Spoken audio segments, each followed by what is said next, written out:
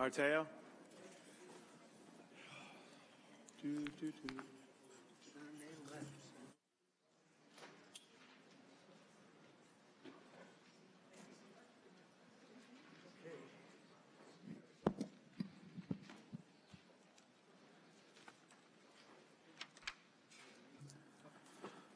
Okay, as a continuation of the meeting, Madam Clerk, please call the next item. We have two companion resolutions that will be read together. The first is a resolution adopting a CEQA and determination of non-significance in connection with an application to rezone a parcel of land located in Roosevelt.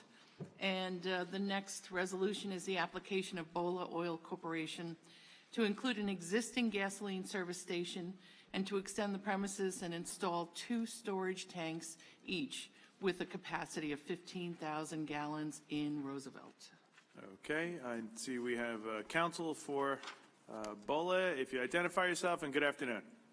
Yes, good afternoon, Supervisor Claiborne, Senior Councilwoman Gooseby, honorable members of the board, Madam Clerk, Kevin O'Brien from O'Brien Law, PC, offices at 462 Sagamore Avenue, East Williston, New York.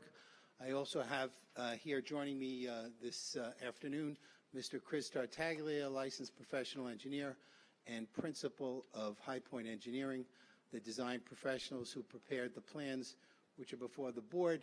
Just before I get started, I just want to join the town board in mourning the loss of Joe Ra. I think when I started, I think I was working with Ken Shave at the time, who was a gentleman, and Mr. Ra followed in those footsteps, and I enjoyed working with him for the last probably 25, 30 years. And so I joined the town board, the employees of the town of Hempstead, and the residents in mourning the loss of Joe.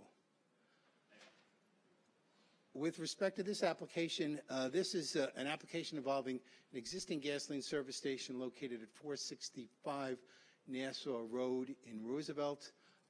It is bounded by 3 roadways. We have Nassau Road, which is to the west, and then we have Lee Street to the north. This is an existing gasoline service station. It's been operated, this gasoline service station, for, gee, I know it's got to be at least 50 or 60 years. And it has a bit of a history to it, in as much as the property is, we're seeking to operate a Bola at this location. It is owned by 465 Nassau Realty Corp., who's consented to the application. But probably in about 1992, I think it was, there was an application. It was then operating as a U.S. Petroleum. The premises is currently improved with a single-story building, 3 bays, a little office area. There are 4 underground gasoline storage tanks, pump islands with dispensers. And back in 1992, an application was made to this board to renovate, not completely rebuild, but to renovate, to essentially add on to the building and convert one of the bays, operate a convenience store, operate self-service and the like. And that application was approved. It was approved subject to certain restrictive covenants and subject to specific site plans which were approved by this board. Throughout the years, there were applications and requests for continuation of that approval. Back, I think, in about 2006, 2009, and 2014, resolutions had been continually adopted to continue that. And unfortunately, I mean, it was operated, I think, as a U.S. Petroleum. There are a number of different operators that have gone in and out, and they never really were able to make it and make any sort of substantial investment into the property. And quite frankly, in its current condition, it's the buildings, the structures have passed their useful life. It's badly in need of repair. So I'm pleased to present to the board an application by Bola Oil Corp. Bola has a history throughout the metropolitan area, throughout the town of Hempstead. I think we've come to know their product and the investment that they make into a particular piece of property in the community. So the specifics of what it is that we're looking to do is to completely raise and rebuild this place, not from just the ground up, but from the underground up. There are 4 existing underground gasoline storage tanks over there, which we're seeking to remove and replace. All the latest and greatest underground piping equipment, meeting federal, state, county health department regulations and the like. Taking the building down, which currently is parallel to Nassau Road, putting it on the side, closing the curb cuts along, Chris, is that West Raymond? Yeah, West Raymond, I believe. So we're going to close the curb cuts over there, erect a 30 by 60 foot bowler mart in that location, completely remove and replace the pump islands, and put 6 new pump islands in its place. Facing the pumps themselves will be running parallel to Nassau, facing the 1,800 square foot convenience store with a canopy over that. It was a no-name brand that was operating there before. Bowler is planning to operate, remove and replace the sign that's there and put a Sunoco sign with price and ID and the like. So it is the intention to operate this as a Sunoco service station. And like I said, just completely from the underground up, add landscaping, add all the things that had never been added to that location. And like I said, while the board had acted favorably, perhaps hoping on the promises of the past, unfortunately, the owners and operators just never had the financial capacity, I think, to make those sort of investments. But BOLA is willing to do so, invest in the property, invest in the community, and we're pleased to present this to the board. And you know, if there are any technical questions, that's why I have Mr. Tartaglia over here to field any of those tough ones. If there's anything else, I'd be happy to answer them.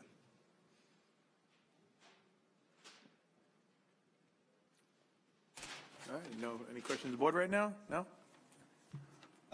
We just look for the board's favorable discretion. And like I said, there were previous applications in connection with that, so those would all kind of go away, and we'd look at favorable discretion of the board in connection with this application. Thank you. Okay. And then, all right, I don't have any slips on this item. Does any member of the public here today wish to be heard on this item? Okay, thank you for the compliment. I'm sure BOLA market appreciates that. If not, then if no questions of the board, I have a motion. I have to make a motion at this time that we reserve the decision on this one, and we will, there's some things that we want to look at, and then we'll let you know. Okay. So, Madam Clerk, may I please have a motion? who's second? Is there a second on that? Second. Tommy Muscarella seconds. Thank you. Supervisor Clavin. Aye. Councilman Blakeman. Councilman Carini. Aye. Councilman Diaz-Bazito. Aye. Councilman Dunn. Aye. Senior Councilwoman Gooseby. Aye. Councilman Muscarella. Aye. Okay, Madam Clerk, please call the next item. All right, once again, we do have 2 companion resolutions. The first is adopting a CEQA and a determination of non-significance in connection with an application to rezone a parcel of land located in Island Park. And the companion application is of 3195 Austin Boulevard, Owners LLC, for rezoning from Business X District to Residence CA District in Island Park. Good morning, Council. If you give your name and record and your address for the record there. Yes, good afternoon, Mr. Supervisor, members of the board. William Benesso for Chelly Deegan Tirana, 333 Earl Ovington Boulevard, Uniondale, New York, here on behalf of the petitioners. The petitioners are present, or principal of the petitioner is present, Ms. Patty Abramson. In addition to that, we have Mr. Barry Nelson, who will be providing some expert real estate testimony in support of the application. And then we also have present the architect, Michael Bonacasa from H2M Engineering, in the event that the board has questions with regard to the technical work that will be done on the premises. That being said, before anything else, I would like to echo the sentiments of Mr. O'Brien with regard to Mr. Ra. I had a lot of great dealings with Mr. Ra. He was a person of high integrity and tireless worker, and he will be missed, and I will certainly miss him. So my condolences Thank you, Bill. to the town and to his family. This application before the board involves a parcel of property situated on the east side of Austin Boulevard in the unincorporated portion of Island Park, 3915 Austin Boulevard. It is the site of the former Long Island Motor Inn.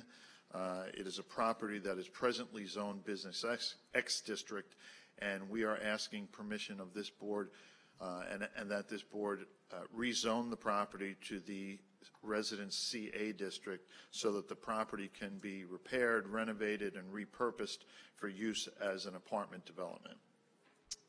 As this board is well aware, this is a blighted site. It's a site that I'm advised was vacant even before Superstorm Sandy. Superstorm Sandy hit in 2012 and really created havoc and damage to this property, leaving it uninhabitable, unusable, and it fell into complete disrepair and non-use. It became a hangout for undesirables, both human and non. It was so bad that the County of Nassau eventually condemned the property and took title to it, thus taking it off the tax rolls, and it has been that way ever since. This proposal is such that my client would purchase the property, and should the rezoning be approved, they would close on the property, acquire the property, and repurpose the property for an 18-unit apartment development. The buildings that are existing will be fully repaired and upgraded to the point that they are fully compliant not only with current building code but also with current FEMA regulations. So should you have a storm like that again, you won't have the devastation that you had previously. The site the project will need variances from the zoning board, but they're really technical variances because the buildings as they exist presently are legal with regard to setbacks, rear and front for the business district, but if this property is rezoned to the CA district, they need setback variances for that district. That being said, the buildings are existing, they have existed, and they'll be built, they'll be rebuilt, reconstructed, renovated to provide a much more attractive and usable site, one that is something that will be a benefit to the community. The parking is more than that which is needed. A development of 18 units would require 42 parking spaces. The site as proposed and as is, but as proposed to be maintained, will provide 56 parking spaces, so there will be plenty of parking to accommodate the needs of the tenants, the needs of visitors, and anybody visiting the site for services. There are presently 2 curb cuts on Austin Boulevard. There is also 1 curb cut existing on Nevada Avenue, which my client is prepared to close, which will provide a little bit more security for the site and prevent cars and vehicles utilizing Nevada Avenue, which is more residential than Austin Boulevard. So all access to the property would be from the Austin Boulevard side.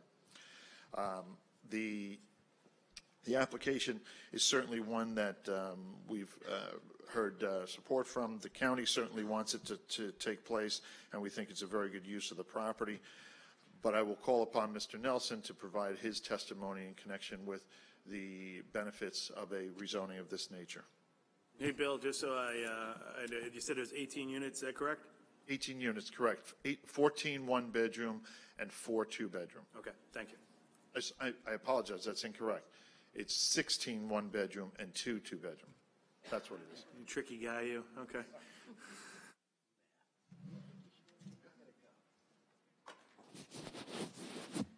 Good afternoon. Name and address for the record. Good afternoon, Supervisor.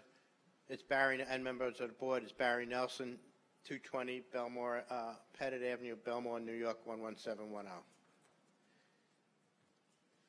I'd like to hand in, I'm sure the board's very familiar with the subject property and the surrounding uses, but for your review, I have a packet of photographs, some aerial views.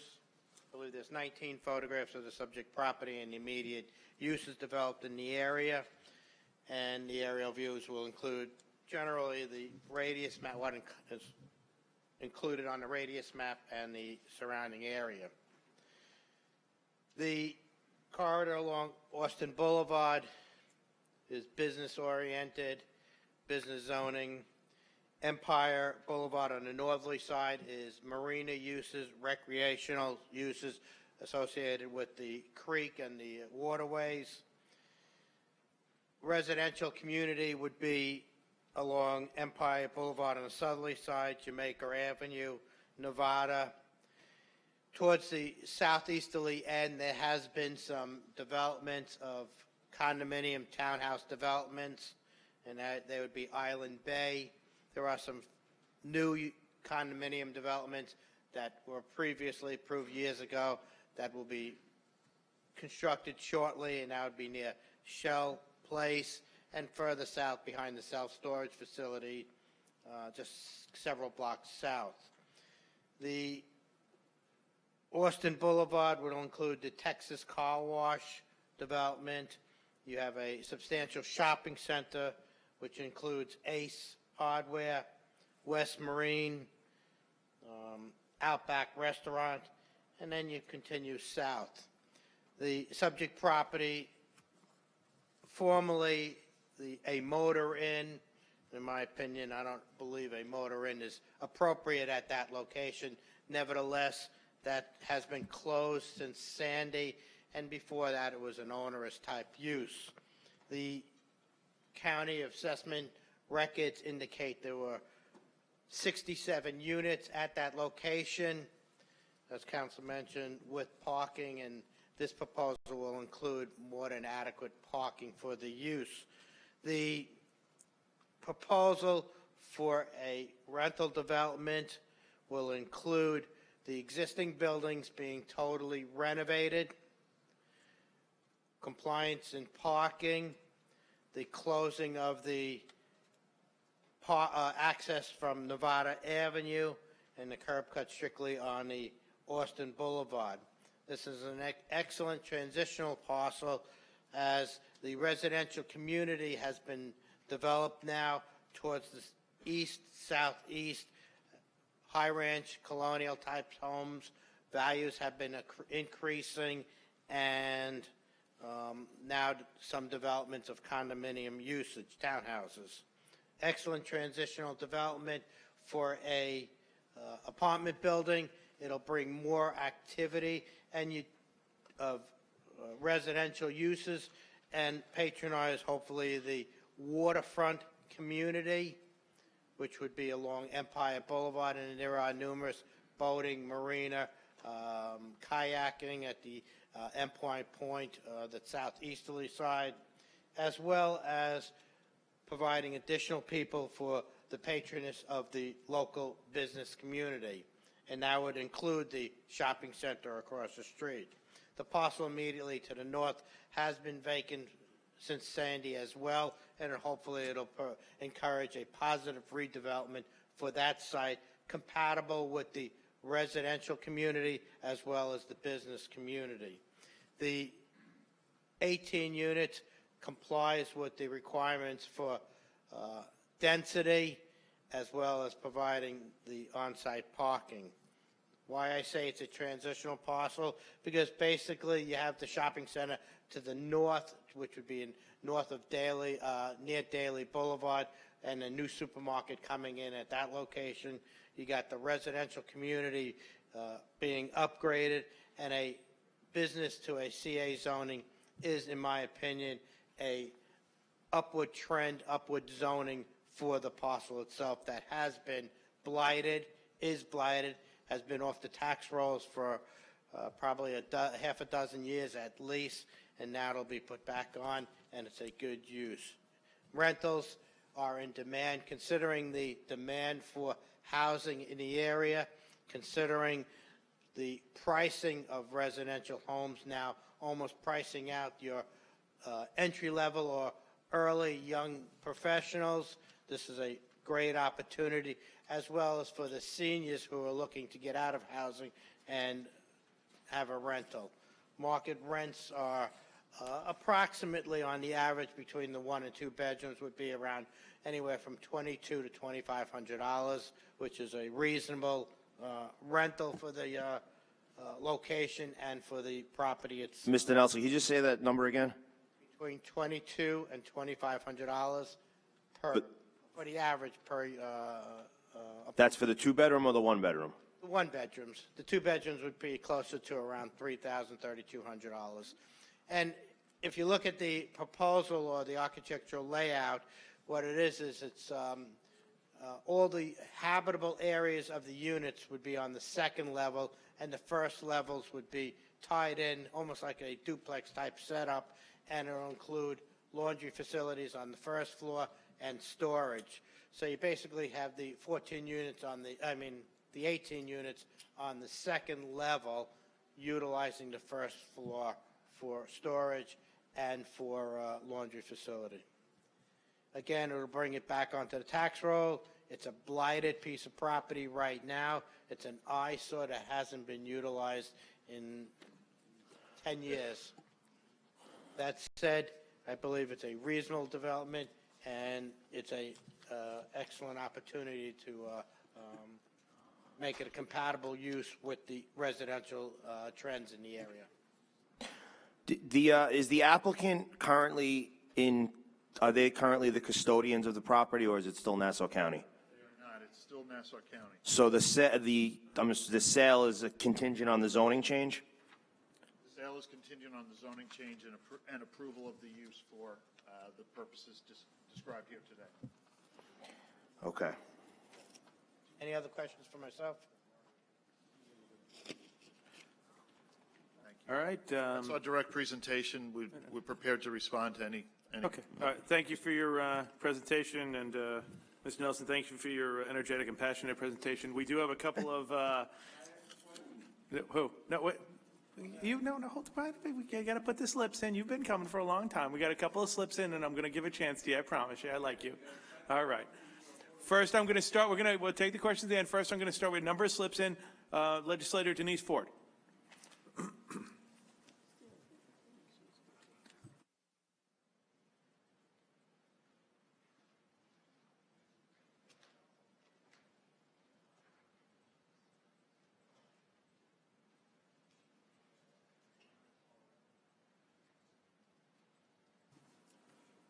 Good afternoon. How are you? Good afternoon. Excuse me, Denise, before you start, I didn't realize that the county was involved in the transaction, so I'm going to recuse myself from taking part in the hearing. Thank you. Legislator. Okay, all right, I'll wait. Thank you very much for letting me speak on this item. And Dennis, this reminds me of our days on the ledge, how long the hours were. But I am reaching out to you to urge you to please pass this application, allow this change of use to go through. As you know, like they talked about the history of the Long Beach Motor Inn, and I have to say that this property has been a blight for almost 20 years. As a motel, it was used as a homeless shelter, so that we had many families there, which put a strain on the public school, the school system, the Allen Park school system, which was one issue, but what made it worse was that as a homeless shelter, a lot of times we found that pedophiles and criminals found their way into there. So we had to immediately engage our police department to go and to try to remove those individuals as a safety measure for those that were inhabiting the place. Once we tried before Sandy to try to find the owner to see if there were ways of finding a buyer to be able to change it so we can eradicate this blight that is in the neighborhood. Many of the residents had reached out to my office, because they were very upset with the condition of the property and what the property was being used as. After Sandy, as you know, it was flooded. The business then closed, not to reopen. And so it was then upon that, the then County Executive Mangano made it an issue to try to secure that property so that we can make it into something that would benefit the community. And that was when we started the process of condemning the property and taking it over. It has been off the tax rolls since 2012. as they said, that we had groups of kids, people living there, the fire marshals had to go. We had to have DPW go out and continuously secure the property. I know that this is an issue that is impacting many of the residents as they've continuously reached out to me on this. When we look at this, it's been very difficult to find somebody to be able to purchase this. And we have this RFP that was issued, and we were very fortunate that these people have decided that they want to purchase the property, to convert it into apartments. I was surprised. I thought there would be more apartments, but 18, I think, would be adequate. As you know, we are doing road reconstruction of Western Boulevard. We're making it so that it'd be more attractive for the businesses that are there, to also provide safer crossings for our pedestrians. We'll be doing bulb outs up by Empire Boulevard to make it more easy for the residents, especially in the Barnum Island area, to be able to cross safely over into the Village of Island Park, to be able to access the mall that is there with Ace Hardware and, what is it, the steakhouse. I can't remember. I don't go there, but so the food, thank you. And maybe Hope's Slanted Candy.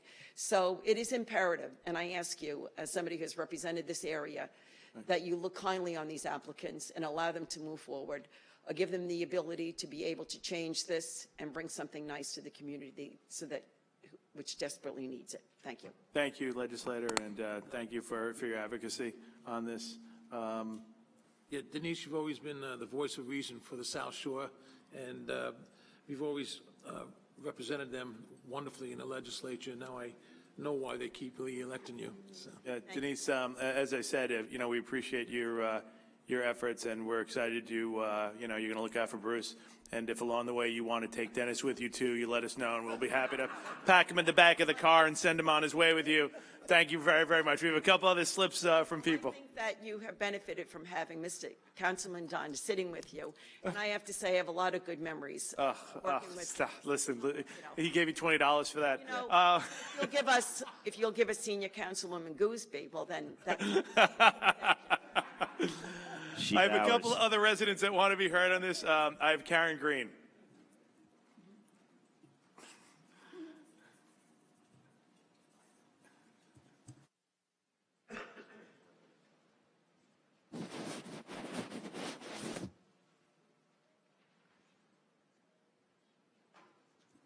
Good afternoon. Your name and address for the record, please.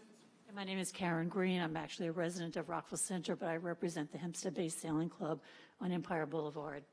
Wait, you represent the Hempstead Bay Sailing Club Okay. on Empire Boulevard in Island Park. So I have more questions than comments, but we do welcome renovations of that building, which really, has been, aside from ugly and abandoned and an eyesore and dangerous to the community.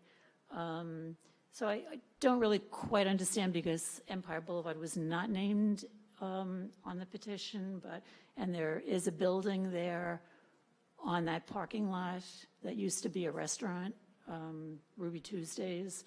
I don't know if Peter's Clam Bar took over and actually purchased that area, but we do have questions about how long the construction is going to take, and I guess it was sort of answered in the form of what they're going to be charging for the units, what kind of individuals they're looking for as far as the tenants. And I used to park there going to the restaurant there, so it's hard to believe that there's actually room for 56 parking areas, but so it would be nice to see the pictures. And that's pretty much it. Okay, you do have the attorney who's representing the potential developer on this. Maybe you could exchange your card so he can follow up and follow up on any answers on it. No idea about the corner property, but this is their presentation on the hotel. Okay? Thank you. Thank you very much. I also have a slip from a Charles Levinson.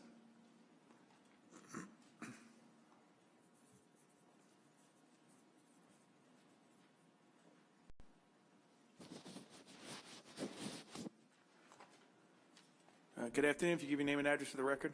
Good afternoon. My name is Charles Levinson. I live at 100 Empire Boulevard. Unit 9 in the townhouses that were brought up. It's Island Bay Townhouses in Marina. I'm one of the board members on who take care of the properties there, and an owner. So we've been living with that closed hotel since Sandy. Prior to Sandy, there were a lot of problems that were going on there, and mostly I'm not really against what has been proposed because it is a blight. The only thing I'm disappointed is that Nassau County should have knocked that building down after. Why they left it there the way it was and didn't do anything about it, and garbage would be collected, and people would go in and out of the building, and why they haven't knocked it down and left it all these years since Sandy, I'm not really sure. But I think it's a good thing what is going to be happening, but I was just curious in the amount. I'm glad they're going to close off Nevada and keep it on the other side. I think that's an important factor from all of my neighbors. I've been waiting here all this time. I'd like to say something about cannabis. No, never mind. So, yeah. So, what I was curious that why there was 16 one unit and 18, and two bedrooms, why that was chosen instead of a reverse situation. Can that be answered, that question? Vanessa? And Using the existing building, the units work better as as one-bedroom units than as two. There's only one location in one of the buildings where you can really create the two-bedroom units. So that's why it was Right, done. because then it would be the single people or elderly people who, We expect a mix. These are these are open to the general public. They're market rate units, with the exception of, and I know it was brought up, that the RFP and the contract with the county required that there be 20% affordable units, which means four units have to be quote unquote affordable. Now that's not low income. That's not Section 8. That's workforce housing, kind of housing you get for teachers and police officers and the like. So, but beyond that, their market rate. We expect that with one-bedroom units, you're certainly not going to see children or school-age children there. You're going to find either one person or two people, whether they be pre-children, young couples, or empty nesters who are going to be occupying the units. okay. Just one more question. Just in regard to the mold situation. I don't understand how it's been laying there all that time, and I know what we had to do with all our buildings and renovate them. So what happens after 10 years and there's the mold buildup, and I don't have that. Everything will be pretty much gutted inside, or everything pulled out, cleared. It'll be rebuilt and reconstructed up to both building codes and FEMA regulations. So it'll be basically new infrastructure within the shell. Okay, excellent. Okay, thank you. Well, I'm for it, and I think a lot of my neighbors will be for this happening, because if that is not done now, it's just going to be just rotting away, and it's causing us a lot of problems, and a place for collection of garbage and people who don't belong there. So thank you very much. thank you very much for taking the Appreciate time. the opportunity. Thank you very much for taking the time and coming down. Mr. Benesso, did you submit renderings? We did submit elevations, not a rendering. Okay, got it. We submitted elevation. Okay. And by the way, on the question about the construction time, according to Mr. Bonacassi, he thought it would be anywhere from 12 to 16 months overall. Okay. The concrete wall that surrounds the property, is that coming down, staying up, being replaced? I asked Mr. Bonacasa that. There hadn't been a decision made on that. If it's going to be maintained, it's got to be repaired. There are certainly issues with that For sure. Safety and appearance needs to be addressed. If otherwise, it will be removed and new fencing will be installed. Okay, and now the plan for the 16 one-bedrooms and the two-bedrooms in the zoning change request. Is there any plans that when you go to the zoning board for variances that number is going to change? No, not at all. Okay, because I just want to put on the record that if that density changes, it will come back to the town board to change the zoning back. No intention to change the density or the unit mix. Okay. I don't have any of the slips. Does any member of the public who did not sign in, of course, want to be heard in this? Take a walk on back to the podium. Yeah, I think so. If you give your name and address to the record, thank you. Steve Edmondson, Post Office Box 279, representing the Poor People's Campaign, which is for the homeless. I walked through that property with Michael Rabb, who worked for Ed Magano and Laura Curran, and we were supposed to have the security contract over there, and I was told that the county owned the property, and that was supposed to include Ruby's Tuesdays, and I just talked, I don't know if it was the lawyer or the architect. Real estate. Ruby Tuesdays is a separate parcel. It's not the same as the Long Beach Motor Inn. Somebody would have told the assemblywoman, because when I talked to her last year, she told me that was all included and it was laying dormant till the county knew what to do. I'm telling you today on December 7th that it's not. There's two separate parcels. They've been two separate parcels for as long as I've been alive. So the county does not own Ruby Tuesdays? The county does not own Ruby Tuesdays. Or I should say the county does not own the parcel that Ruby Tuesdays was once on. Right. Thank you. Well, somebody would have told the assemblywoman that. Thank you. She's not here, so I just told everyone else. Okay. But I walked through there. It is a plight. The first floor is shot. The second floor, you might be able to do something for. Yeah. And what about hotels? You know about the other one over there. Okay, thank you very much. I don't have any other slips. Does anybody who did not be heard in this, who did not sign in, want to be heard? If not, let you finish your closing here. Thank you. Very briefly, we think this is a great opportunity to take a blighted site, something that is an eyesore and a disservice to the community, and turn it into something very useful. And in addition to that, put it back on the tax rolls so that it contributes to the county, the town, and the school district.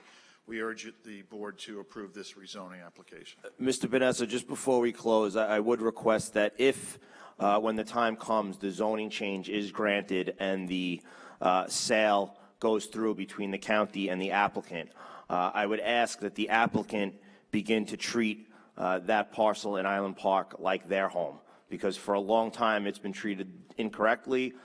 People have used it as a dumping ground. I know Legislator Ford has done her best to keep the area clean, but it's been a long time.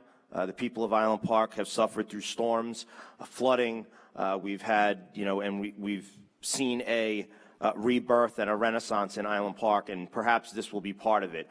But the applicants need to know that if they're building in Island Park, they're now part of Island Park, and we expect just that. Councilman D'Esposito, I have no doubt that my clients, when the approvals are in place and they can close on the property, that they will do just that. They will make it once they own it, they will take very good care of it. They will clean it up and do all that's necessary to make it what it can be. Good, and get involved with community organizations. They have wanted this process to move as fast as possible, and we're here today finally getting our chance before the board. Excellent. Thank you, Mr. Vanessa, and thank you for the presentation. And that, Supervisor, I make a motion that we reserve decision. Supervisor Clavin. Aye. Councilman Blakeman. Councilman Carini. Aye. Councilman D'Esposito. Aye. Councilman Dunn. Senior Councilwoman Gooseby. Aye. And Councilman Muscarella. Aye. And again, we'll note for the record that Councilman Blakeman is recused from this hearing. Okay, Madam Clerk, please call the next item. We have a trio of resolutions that are connected. The first adopts a CEQA and determination of non-significance in connection with an application to rezone a parcel of land located in Island Park. The second is the application of Ocean Marina LLC for a change of zone from industrial light manufacturing, business and residence B zones to CAS Residence District located on Waterfront Boulevard near Island Park. We also have the application of Ocean Marina LLC to amend the Declaration of Covenants and Restrictions dated June 30th, 1982, recorded at Liber 9422, page 166, in the office of the county clerk. Petitioner seeks to amend the declaration by eliminating condition 1, prohibiting any building or structure from being placed on the premises at Waterfront Boulevard. Good afternoon. If you give your name and address for the record, I appreciate that. On behalf of the applicant, Albert A. D'Agostino, I'm a member of the firm of Minerva and D'Agostino, PC, 107 South Central Avenue, Valley Stream, New York. And I'm here representing Ocean Avenue Marina INC for a change of zone from industrial, light manufacturing, business, and residence B zones to the CAS Residence District. With regard to premises appearing on the county land and tax map as Section 43, Block 112, Lots 11 through 29, and Section 43, Block 119, Lots 1, 261 through 264, along with a portion of the previously discontinued right-of-way known as Waterfront Boulevard, a portion of Waterfront Boulevard proposed to be abandoned, and the previously discontinued right-of-way known as Beach Avenue, which do not have tax designations, but which are more particularly described by meets and bounds in Exhibit A attached to and made part of the verified petition submitted to this board and which you have before you. Before going any further, I would, however, like to join in the sentiments of my colleagues who made presentations before you with respect to the recent passing of former town attorney Joe Ra, someone that I've known for 40-plus years. His son and my daughter went to law school together, and I have worked with professionally and known personally, and would like to express my sentiments regarding his loss as well.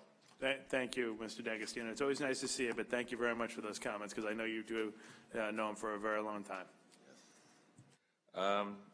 The overall subject premises, which are the subject of this application, consist of a 3.58 acre parcel located on the north side of Waterfront Boulevard, 250 feet west of Pettit Place, bounded by Long Beach Road. On the west side, Reynolds Channel on the south side, a restaurant on the east side, and a shopping center on the north side, including the dead-end portion of Waterfront Boulevard between Beach Avenue and Long Beach Road, and the dead-end portion of Beach Avenue between Waterfront Boulevard and Reynolds Channel, all located in Island Park. The petitioner proposes to incorporate into the subject premises the previously abandoned portion of Waterfront Boulevard and a portion of Waterfront Boulevard proposed to be abandoned, along with the previously abandoned portion of Beach Avenue, which do not have tax lot designations, as I previously stated, all as depicted on the plan prepared by Michael Bonacasa, our architect of H2M Architects and Engineers, that site plan being dated July 17, 2020, last revised January 6, 2021.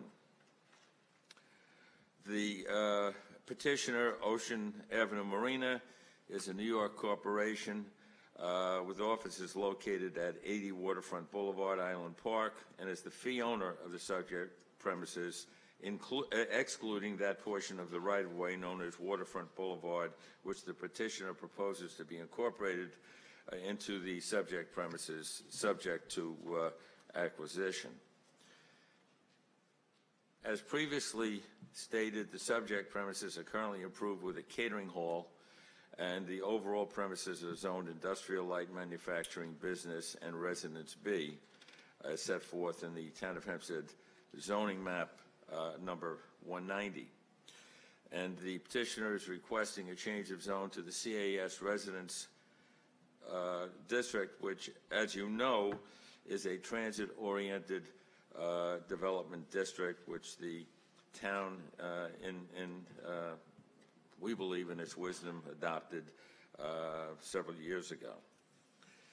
The zoning classifications and the uses of the surrounding properties are: to the north side is a shopping center located in the business zone, which was previously, some years back, developed by the principals of the applicant before you today. To the south is Reynolds Channel. To the east is a restaurant in the industrial zone, and to the west is Long Beach Road and the Long Beach Bridge. As I previously stated, the petitioner is seeking to have the subject premises, including the referenced portion of Waterfront Boulevard and Beach Avenue south of Waterfront Boulevard, rezoned to the CAS district, subject to the acquisition of the abandoned portion of Waterfront Boulevard and the abandonment and acquisition of that portion of Waterfront Boulevard between the previously abandoned portion and Long Beach Road.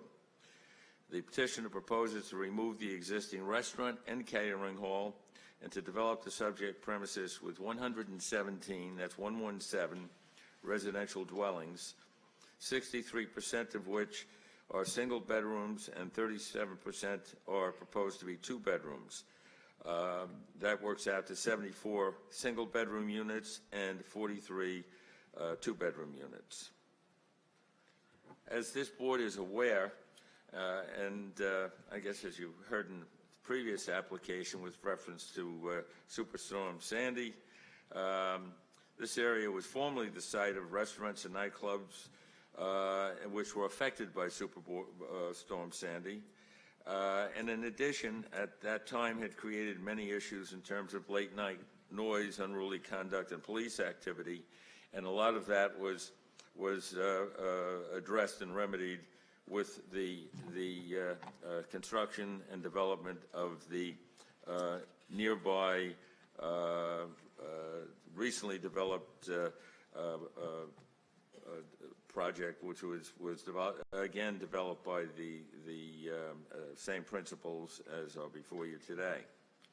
I'd also point out that based upon the ages of the existing structures on the premises, and there are some issues regarding current nonconformance with FEMA requirements, and specifically with regard to the catering facility, which, as I said, was damaged and repaired. What is happening is that there are really two motivations for the current proposal to change the zone before you. One of which is the practicality and cost of attempting to bring the existing facility, the existing Bridgeview Catering Hall, into compliance with FEMA. And secondly, are the increasing costs of flood insurance, which in effect are environmentally and economically leading to a proposed redevelopment of this area in accordance with the request that we're making before you. And as I've said, the proposed improvements obviously will, of course, be fully FEMA compliant. And if you have any questions on that, we do have our architect here, Michael Bonacasa, who can address any of those questions.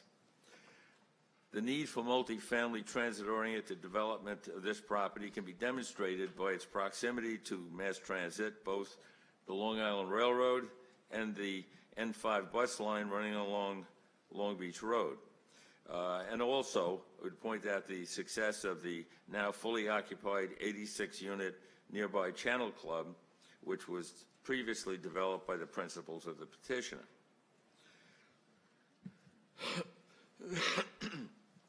Again, as I previously stated, we're proposing 117 residential units, and should the board or any member of the public have any questions regarding those specific units, Mr. Bonacasa, our architect, will be able to address those. In terms of the zoning analysis, the proposed development is fully compliant with the requirements of the CAS residential district. It's within all of the bulk area, lot coverage, and setback requirements of the district, and is fully parking compliant with 196 on-site parking spaces. Its 41% lot coverage is actually 32% less than the permitted 60% in the CAS zone, and its density at 117 units is 40.7% less than the permitted 197 units. So we are proposing to develop less than what the CAS zone would allow. The petitioner is also seeking to amend the existing Declaration of Covenants and Restrictions dated June 30th, 1982, recorded at Liber 9422, page 166 in the Office of the Nassau County Clerk by eliminating condition number 1. If there are any questions with regard to that covenant, I have my law partner here, Dominic Minerva Jr., who can address those. The subject premises have not been the subject of any zoning application to this board, nor of any application to the Board of Appeals of the Town of Hempstead within the last 3 years.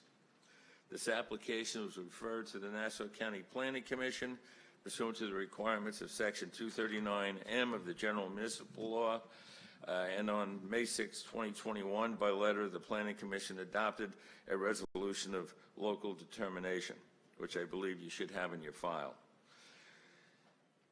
The petitioner submits that the proposed use and development of the subject premises, should this board approve the application before you and the relief requested, will remain in conformity with the general purposes and intent of the town building zone ordinance, and will promote an orderly pattern of development of the area, and will promote the general public health, safety, and welfare of the community.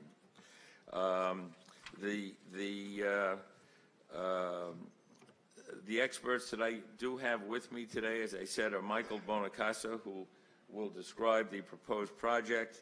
I also have Barry Nelson, our real estate expert, who will describe the surrounding area and the benefits to the neighborhood should this application be granted, and Robert Eschbacher of VHB Engineering, who will testify as to the traffic and parking report, which has previously been submitted to the board and you should have in your file. Should you have any questions for me at this point, I would be happy to attempt to address them, or I can proceed to call my experts. No, I was going to say thank you, and I'll hold my questions till after the speakers and the public. At this time, I would call Mr. Bonacasa, there you are, our architect,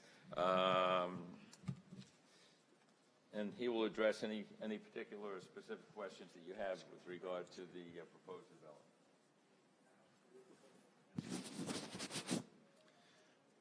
Michael Bonacasa, H2M Architects and Engineers, 538 Broad Hollow Road, Melville, New York. Thank you, Mr. Bonacasa. What we designed here was this is a podium-style building, so it's all the parking is at the first level, at grade level. We do have a high flood zone in this area, so we had to lift the building up, which makes for a natural parking underneath the building. That will be a steel frame with a steel deck and concrete podium. The building is a V shape addressing the water, which allows for 7 of the 8 sides to have water view. And that first level of residential, which is essentially the second floor, would be able to see over the bridge at the on the west side. The building itself is designed where the exterior will be a combination of metal panels and cementitious panels, all with a large weathering capacity, because where we are, right on the water, the buildings will take a little bit of a beating from the elements. The inside the V shape, we created an outdoor area on the podium, which is more of a park. The pool will be there. All the amenities address themselves to that area. And that's really it. Really? I don't want to repeat the things that Al said. I know, Mr. Bonacasa. That was the best presentation all day. Thank you. This time I would call Barry Nelson, our real estate expert. That's up to you. Barry, let's see if you can be as brief. Hold on. Barry, I want to congratulate you. You put Mr. Riccacci to sleep earlier, so keep it up, all right, buddy? I could probably do that. I don't know if I can beat Mr. Bonacasa's testimony. With that said, I do have some exhibits for the board, which will include 30 photographs, original copy, and aerial views. Thank you.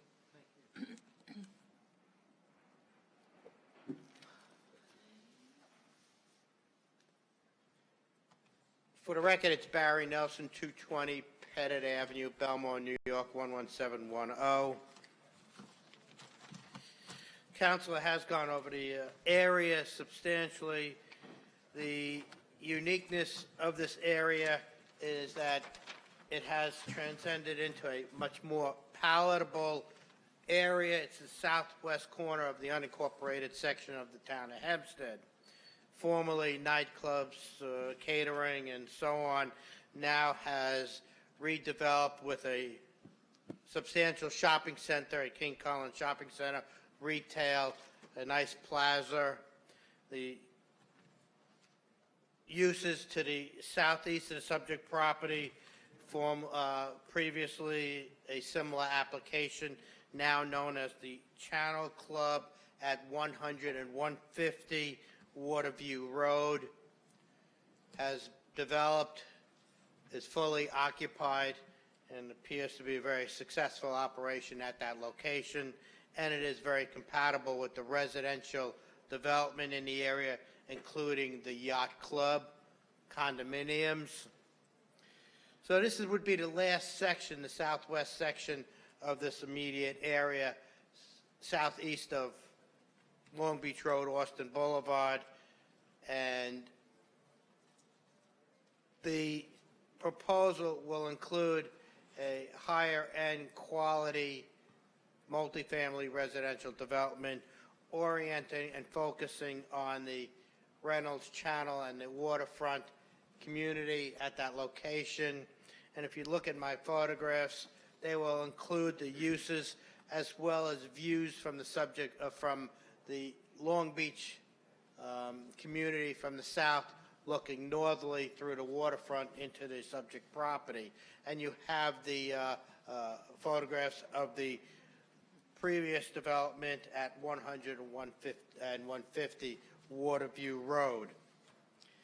That said, as I mentioned, the easterly developments, those two buildings fully occupied with a waiting list. The applicant has a positive outlook, as I'm sure all of us does, that this would be a very successful development for the community, for the residential developments in the area, and a positive trend in totality for the community of Island Park, as well as the incorporated village of Island Park, which would be on the northwest section, northwest of Long Beach Road and Austin Boulevard. In fact, their Long Island Railroad Station is at that location, and it would be a favorable development for the downtown business district of the incorporated village of Island Park, as for the town of Hempstead section business development. The interesting aspect in that I've done the studies on the previous application that came before this board for the change of zone, the CAS zoning, as well as the previous application that was heard today. Rental demands are up, as is pricing for housing is pricing the professional young couples into the market, almost out of the residential single-family housing. And for the older generation, the people that are looking to downsize and get out of housing, the single-family or the two-family housing, into a type of development that's before this board today. The interesting aspect is in that research that I did over the last 2 and 3 years for apartments in the unincorporated area of Island Park, as well as the village of Island Park, mostly are rentals of single-family homes, two-family homes, or illegal housing or apartments. This will curb that type of usage in the area and promote a better quality and a better usage of quality of life for apartments. Apartments at this location would be a little higher than you heard in my previous testimony for the site of the Long Beach Motor Inn, in that this is going to have amenities that will include a fitness center, pool, the boat slips, and the marina, the waterfront type of usage. Generally, it'll be between $2,500 to $2,800 for the one bedrooms. The two bedrooms will be in the mid $3,000, and that fits well within what has been a successful operation at 100 and 150 Waterview Road. In my opinion, it's a good redevelopment. It'll remove the catering facility. It'll remove any nightclub type of usage that was previously used at this location.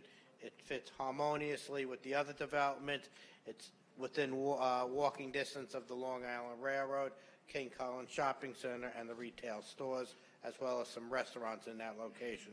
So it's a positive trend going forward, and in my opinion, it's a reasonable request before this board.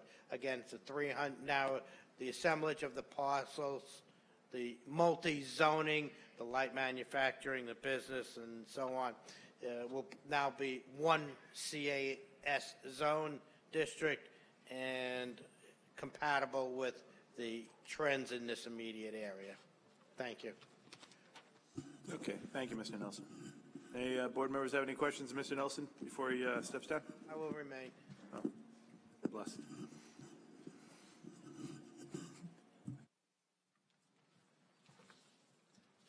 Thank you, Mr. Nelson. At this time, I will call our transportation expert, traffic expert, Mr. Robert Eschbacher, VHB Engineering.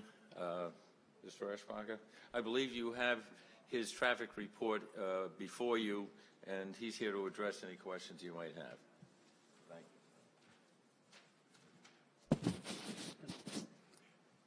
Good afternoon, Supervisor Clavin and members of the Town Board. My name is Robert Eschbacher. I'm a principal in the Transportation Group at VHB Engineering, located at 100 Motor Parkway in Hauppauge. I was retained by the applicant to study the potential traffic and parking issues relating to this proposed residential development.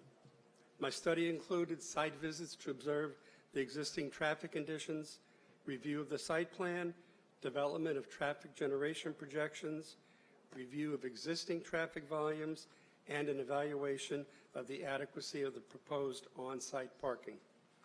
At the outset, it is important to recognize that the applicant is proposing a transit-oriented development, or TOD, just as was done with the nearby Channel Club, also developed by the principals of the applicant.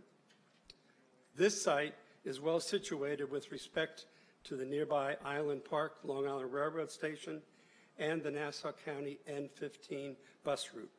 In fact, the applicant has regularly noted that a significant number of the residents of the Channel Club have been observed walking to and from the train station. Furthermore, the adjoining King Cullen Center will provide very convenient, walkable shopping opportunities, thus further minimizing the need for auto travel. The implications of TOD development have been well documented in the National Transportation Research Board publication, Effects of TOD on Housing, Parking, and Travel. Two of the directly relevant findings from that report are, first, TOD households typically own fewer cars because they have smaller households and because they may forego extra cars due to transit proximity. And second, TOD housing projects generated around 47% less vehicle traffic than typically predicted for other residential development. Based on these findings, it is clear that the proposed TOD development in Island Park will generate less traffic and will require less parking than a similar-sized non-TOD development. In order to quantify the number of peak hour trips, I used the standard projection methodology, and the results indicated that even disregarding the TOD reduction, during the busier afternoon peak hour, the increase in traffic passing through the nearby signalized intersection on Austin Boulevard will be very low, on the order of 1%. This will not result in any perceptible change to traffic flow conditions. My study also reviewed the pedestrian mobility issues, since there will be more residents walking to and from the Long Island Railroad Station.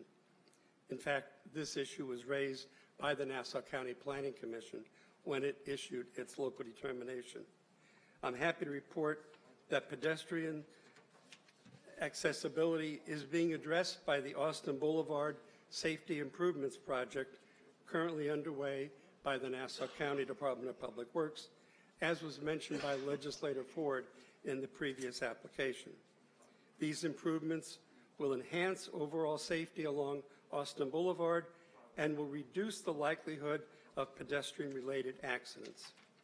Finally, I reviewed the proposed parking for this project and determined that the parking spaces to be provided on the site will not only comply with the town code requirements, but will also be very adequate for this TOD project.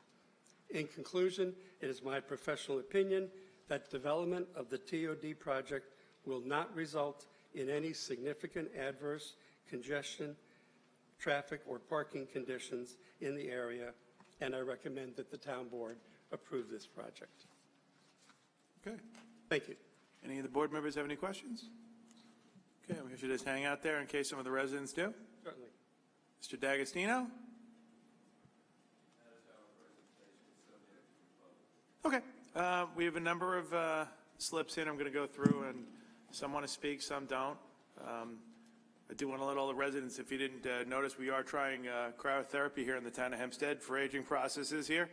Jerry Marino, it's called Turn the Dial a little to the right if you get my drift here. It's a little chilly in here. The snow's coming. So with that, we're going to start with Patty Abramson. I thought that was part of your new cost saving. I don't know. I swear we're going to get 6 inches of snow here. What? Oh, I'm sorry. Any board members want to go first? Patty, if you just hang on. Oh.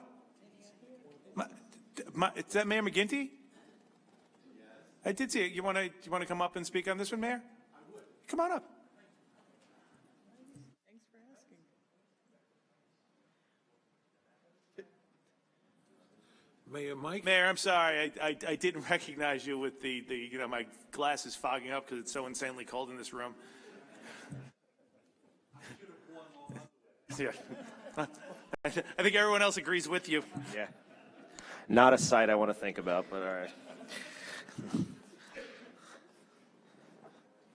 Always good to see you, Mayor. Mayor, great to see you, and appreciate you coming, and you only have 3 minutes, too. So anyway, it's if you gave your name and address for the record.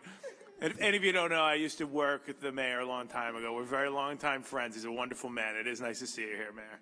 That he is. A class act. Very kind of you all. I'll save my comments for later. I bet you will. Michael McGinty, 416 Long Beach Road, Island Park. Office at 127 Long Beach Road, Island Park. The long commute. I want to thank you for letting me speak today, Supervisor Clavin, County Executive-elect Blakeman, Councilman D'Esposito, Senior Councilwoman. You're looking beautiful as ever. You know you only got 3 minutes, right? Yeah. All right. Gentlemen. You also have the Irish gift of gab. There's that. In any event, just a couple of notes. On behalf of the Village of Island Park, we are certainly in favor of this project. It's another piece of the transit-oriented development that fits so well into, as the councilman alluded to, the rebirth and renaissance that is Island Park. We, too, developed a transit-oriented development zoning overlay. We believe there's the need to increase housing stock on Long Island, here in the town of Hempstead and the Village of Island Park. We recognize the increased volume of empty nesters and economically mobile young people. By the way, there is a minimum impact on local schools, and if you recall, those statistics come from the Vision of Long Island. In any event, we are truly in favor of this project. We look forward to working with Ocean Marine, and we look forward to the continuation of the revitalization of Island Park. Thank you. Thank you, Mayor. Thank you, Mayor. All right. Charles Levinson. Okay.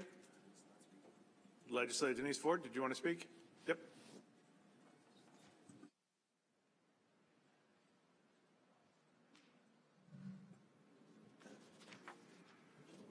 Three times in one day, Denise? You sure you're not moving to East Atlantic Beach and running for town board? You may want to rethink wanting to be county executive.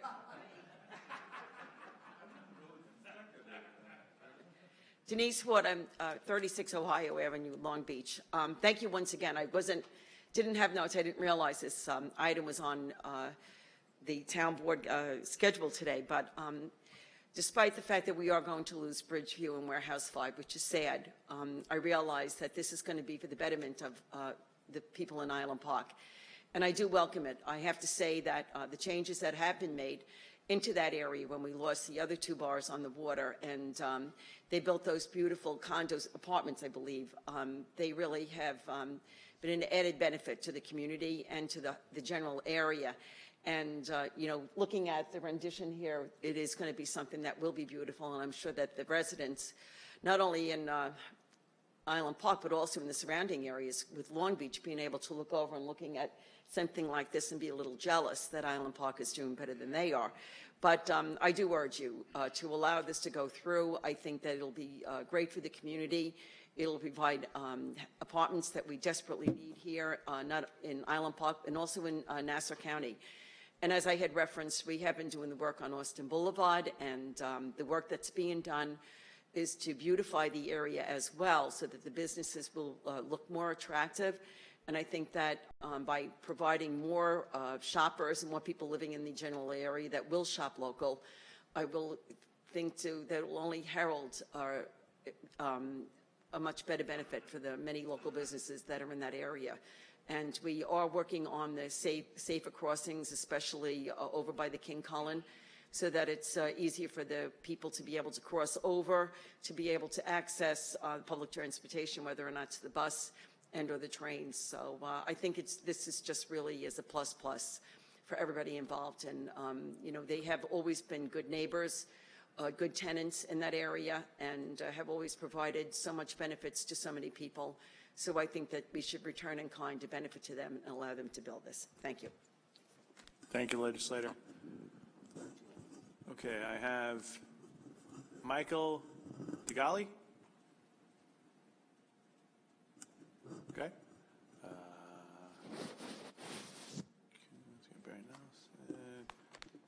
Still, I have Patty Abramson signed in. Okay. Okay, I do not have any of the slips I see of. Is there anybody that did not sign in that would like to speak on this matter? Okay. Supervisor, before I make a motion, I do really just want to kind of reiterate what has already been said by the mayor and County Legislator Denise Ford. As someone who's born and raised and a lifelong resident of Island Park, we've had our tough times through Hurricane Sandy, through Tropical Storm Irene. Our business district took a hit, our community took a hit, and the applicant in this project has had a long vision, and he made part of that vision a reality in the first in the Channel Club, and now I guess in here the application for phase 2 of it. And it's been great to see the influx of people in our community that are shopping in our stores and eating in our restaurants.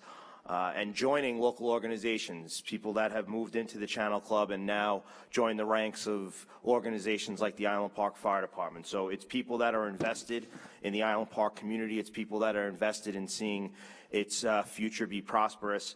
And obviously, we as a board have to go over and do our due diligence. But I just want to thank the applicant for the projects that he's already put into place in the community of Island Park. And I hope that the board can come to a resolution so that we could have this or something like this move forward. So with that said, I make a motion that we reserve decision. Second the motion. Supervisor Clavin. I vote aye on that, and I just want to thank Mr. D'Agostino's team, all the presenters, for a very thorough presentation, and especially Mike Bonacasa for his brief remarks. So I'll vote yes on that. Councilman Blakeman.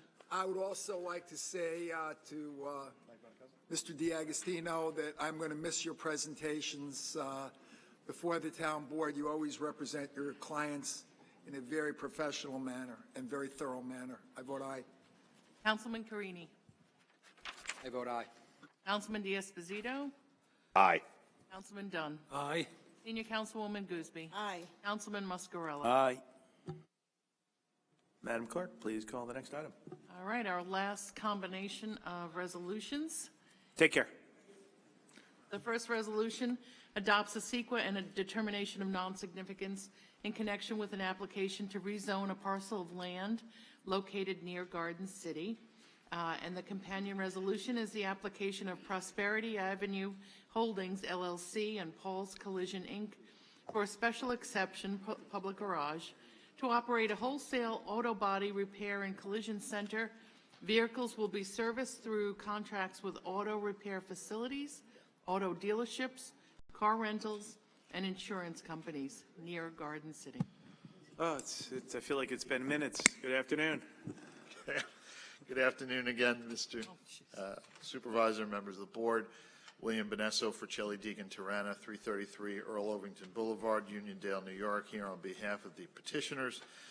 As noted, this is an application seeking to have the property at 585 Commercial Avenue in the unincorporated portion of Garden City be granted a special exception by this board for use as a public garage. In this case, it would be a Paul's Auto Collision Center. The principal of that entity is here, Mr. Paul Wilson. Also with us is Mr. Sal Ferraro, our architect. I know this has been a lengthy morning and afternoon, and we had submitted for video presentation some information about the auto body repair facilities that they intend to install, but I will save the board what little time I can and instead provide the board with some handouts which provide information about that system. Some new chairs. It's just It's no good. This one is better than that one. I changed it. So as noted, this involves the property situated at 585 Commercial Avenue. It is a parcel of property that is presently developed with a masonry building that is to be renovated to accommodate the proposed use. The property is within the industrial Y district and is surrounded by industrial zoning and industrial uses, including warehouses, a commercial bakery and warehouse to the south, another auto body repair shop nearby, and behind it are the tracks for the Long Island Railroad. So this, as much as it's near Garden City, this is a very industrial area within the town of Hempstead, and actually the right kind of location for this type of use. The building itself was previously a fitness center, and it was approved as such in terms of the parking, which required a much higher parking number of cars. This is not going to be a customer site. This is going to be basically a wholesale site. Vehicles will not be brought here by the owners of the vehicles. They'll be brought here from Mr. Wilson's other sites, where they are brought in either by the customers or they're brought in by tow trucks and the like, and then they'll be transported to this site by his employees. And I bring that up because it it means that you will not have a lot of customer activity, a lot of cars coming in and out. It'll be more bulk vehicle movement, and you don't need a tremendous amount of parking. That said, they're very excited about the project because it's going to introduce to this site a state-of-the-art auto body repair and painting system called the CIMAC system. It's an Italian system developed in Bologna. It's extremely efficient. Not only is it very beneficial environmentally in that it cuts down on the carbon footprint that's generated and on pollutants that come along with these types of facilities, but it's also very green in that it uses far less energy than do traditional auto body repair sites. And the benefit to the customer is that it typically cuts the amount of time that they are without their car down by as much as 2 days. The site will generate new jobs for auto body repair people in the area. It is a use that is certainly fitting for this area. It's something that will generate a positive benefit to the community, and we're seeking the special exception because we think it's a very good new use for this property. Beyond that, we have nothing. Okay, so right now you got the fitness store that there was like a CrossFit on. It's on the north side of commercial, right? CrossFit. How many employees are roughly going to be there at any time? They're going to operate 24 hours. It's the right location to do that. Yeah. But at any given time, they might have 15 to 20 employees there. And then how many cars will they have going through the place? Is it going to be parking there, or are you just going to bring them in, work on them, and send them out? They're going to bring them in, work on them, and send them out. They're going to, how many vehicles at a time would you be able to work on, Mr. Wilson? At any given time, about 25 vehicles could be worked on at one time. And you're saying, so it's 24, 5 days a week? Yes. Okay. And then across the street, who's on the south side? Severoli. Severoli. Yeah. You guys talk to them? They comfy cozy, or have you had communications with them? They were sent a notice. Nobody came. Okay. All right. And then, no, I was intrigued by it because I saw the body. I mean, I don't know where he came up with the name of Paul's, but that's a good name anyway for a shop. Any other board members have any questions? Tommy? Hey, by the way, here's one question for you. Where are the cars coming from? You have the other shop. Where is it coming from? Mr. Wilson, why don't you step up and respond to that? I want to make sure. So I have two existing facilities in Great Neck, New York, which is on the North Shore. Right. The whole idea here was spearheaded by the mere fact that we were falling behind and we were beyond capacity. No, I'm just figuring my traffic flow coming down. Would you go on the east side or the west side, cut through the mall over there to go to it, or go down like Merrick Avenue, and then come down Stewart to get around? I would say Glen Cove Road. Glen Cove Road coming down. Yeah, no, it's just running. Okay. Now, are you going to have any deliveries at nighttime or late night, overnight? Well, it depends on what time of the day the vehicles are finished, but it can be all scheduled to be during the day hours. Okay. It's not a complication to our. No, I'm just thinking, you have all the way at the east end, you have the one residential at the corner, and if they could respectfully think about coming the back area by the MTA, the train station side, even with deliveries, that will probably alleviate any residential concerns, maybe to come down Glen Cove Road. Your only concern over there is probably red light cameras. That's about it. Not that I know about those over there, but I do. I'd just like to duly note that Sal Ferrara is related to a second cousin, and I don't think that it would preclude me to be fair in this honor. That's why I'm letting Don lead this up, but if you would like continue. What? No, no, what I'm saying is that Sal Ferrara, the architect on this project, happens to be related to a second cousin of mine, and I do not think that I would be, maybe I should recuse myself of this. So you're recusing yourself? Yes. Okay, we can just cut to the chase. All right, so. It was that simple? Thank you very much. All right, so like I said, it's, I think it's an empty lot. I know the facility, if you could talk to staffing about when they're coming in, trying to stay on the Stewart Avenue commercial side of things instead of coming through down the residential, I think you'll avoid a lot of headaches long term, and I think the residents would appreciate that in that facility as well. So with that, if I don't have any questions of the board, any other questions? Are there any? I don't have any slips in. Well, I'm gonna see if the public has any comments first. Anybody here that wants to be heard on this project? If not, may I please have a motion? Supervisor, I move that the application be granted. Like a second? Thank you, Dennis. Thank you very much. Supervisor Clavin? Aye. Councilman Blakeman? Oh, sorry. Yep. Councilman Carini? Aye. Councilman Diaz-Posito? Aye. Councilman Dunn? I think this looks really cool, and I'd like to visit it once it's up. We'll paint you. All right. Councilwoman Gooseby? Aye.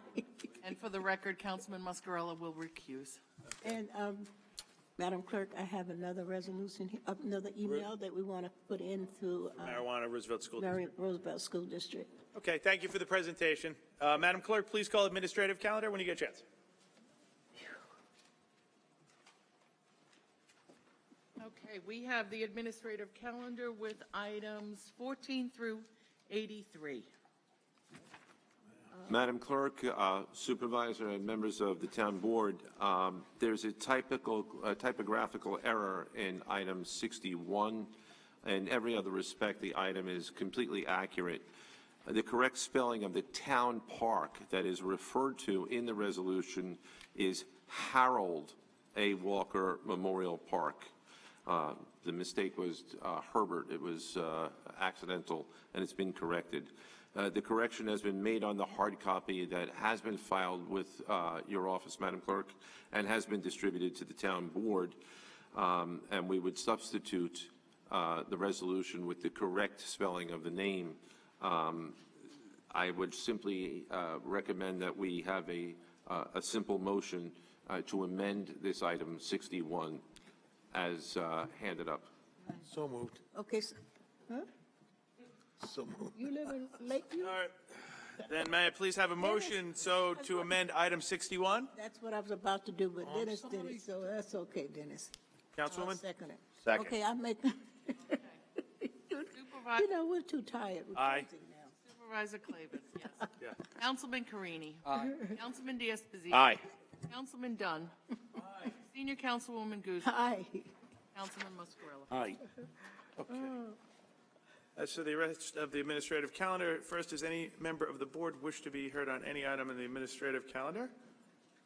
All right. I do have a couple of slips in here. We'll start with Felix Procacci.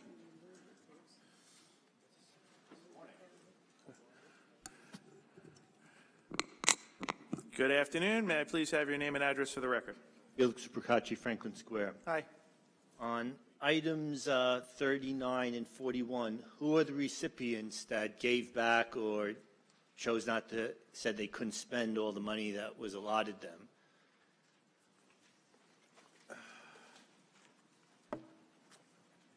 Which item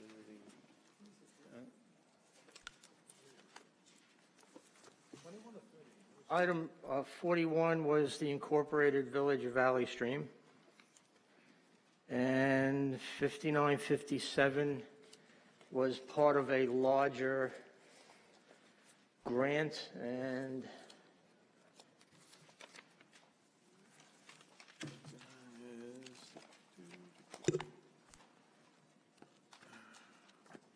Was it 39? Was it 39? 39. 39 and 41. I'm sorry, 39 and 49? Yeah. Yeah. Where are we? Yeah, 39 is 5,959. Oh, I'm sorry, you said 49? No, 41. 39, I'd like to know the name of the recipients. 39 and 41, is that the ones you're asking about? Yes. Okay, 41 I already just mentioned, Valley Stream. the Village of Valley Stream. And the other one, I believe, was a large grant from,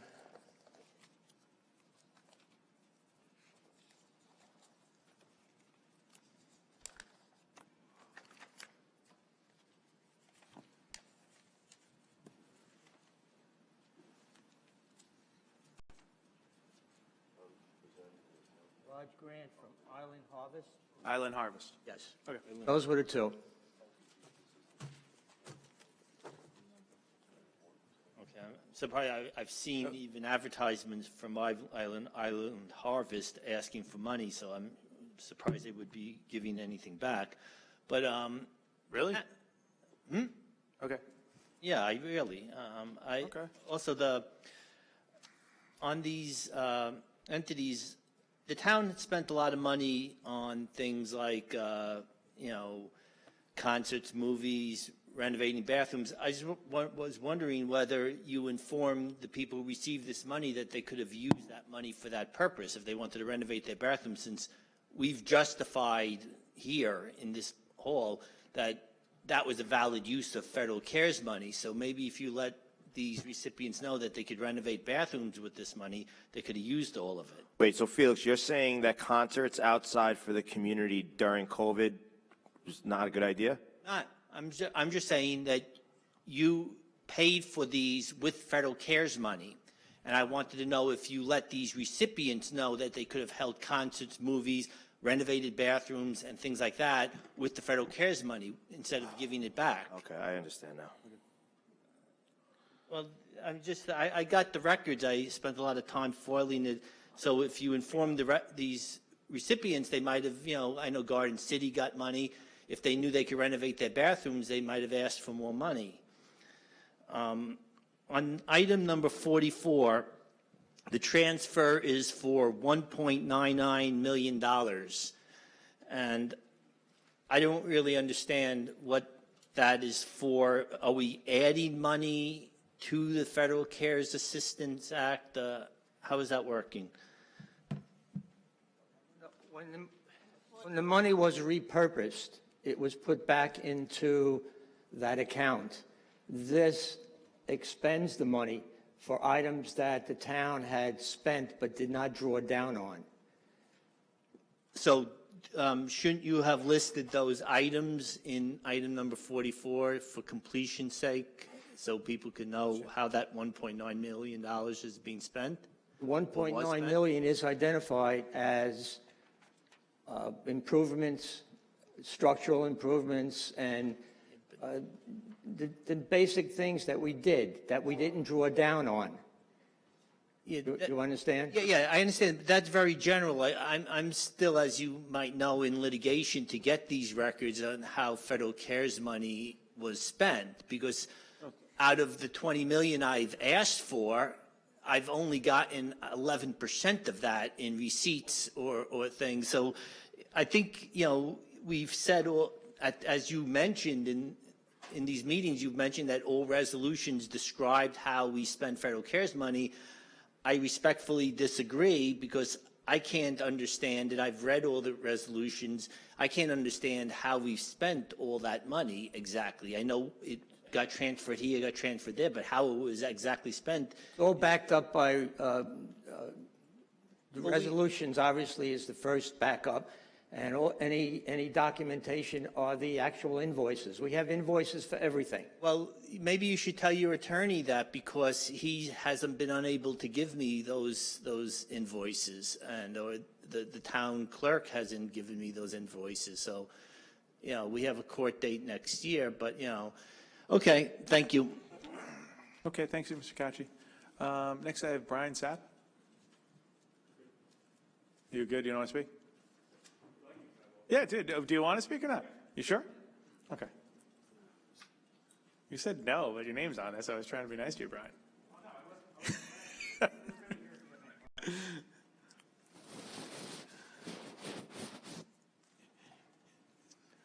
Just give your name and address for the record. Sure. Brian Sapp, National Grid, 25 Hub Drive, Melville, New York. So thank you for having us. I'm joined today by Pradeep Killedi, who's our Director of Heat for National Grid. I believe he's in the hallway right now, so he'll be in a second. But first off, I just want to say congratulations to all of you on your reelection, especially to County Executive Blakeman.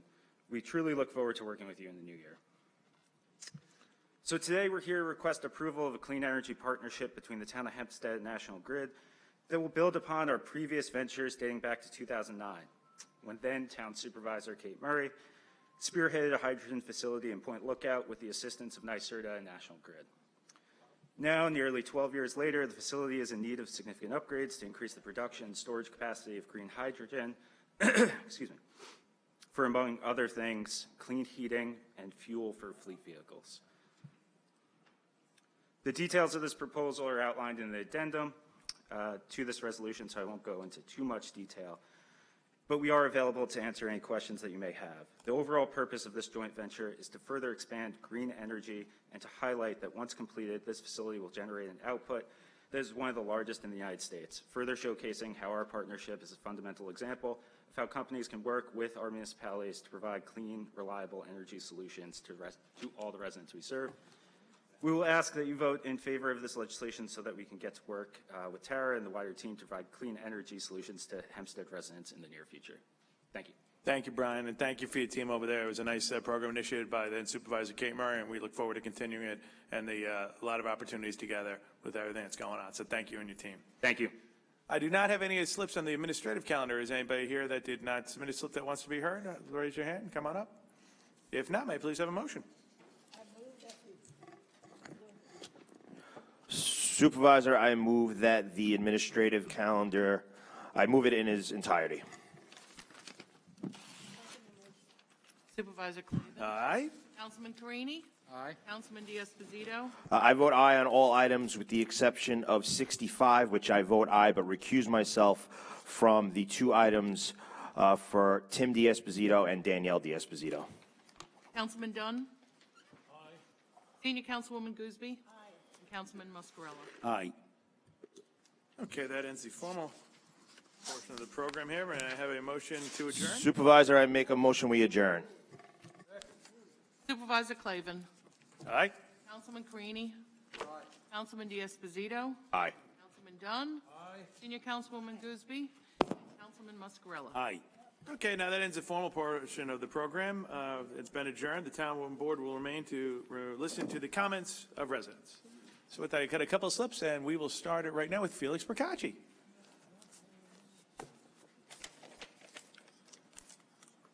While Mr. Kachi gets there, I just want to thank Commissioner Marino for now making it too hot. No, I'm joking with you. All right, go on there. Mr. Procacci? Felix Procacci, Franklin Square. On Veterans Day, Newsday reported that Councilman Blakeman and Supervisor Saladino called on the federal government to allow infrastructure funds to be used to renovate VFW and American Legion halls.